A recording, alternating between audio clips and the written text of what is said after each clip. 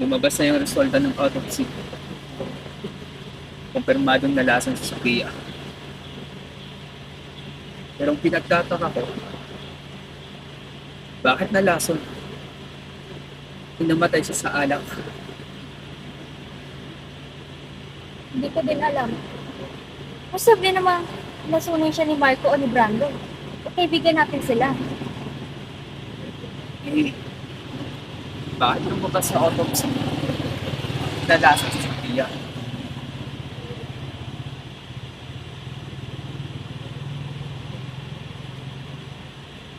Wait, naalala ako. Bago tayo pumunta sa bahay ni Marco, nag-text ako kay Ate Lenny. Nadali mo yung pabangang porter ko. Pero hindi siya dumating. Sinabi ko pa sa'yo na palipad na ako. Ano? Ibig sabihin, yung Lenny na namatay at yung Lenny na inorderan mo ay isa? Hindi ko alam. Hindi ko naman nakita yung Lenny na matay. Maliit na babae, yung Lenny na namatay.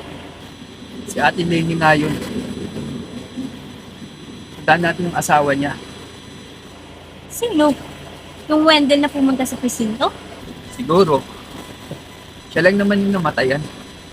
Pero umalis nga, di ba? Umalis at hindi na gusto mong ituloy yung gusto niyang sabihin.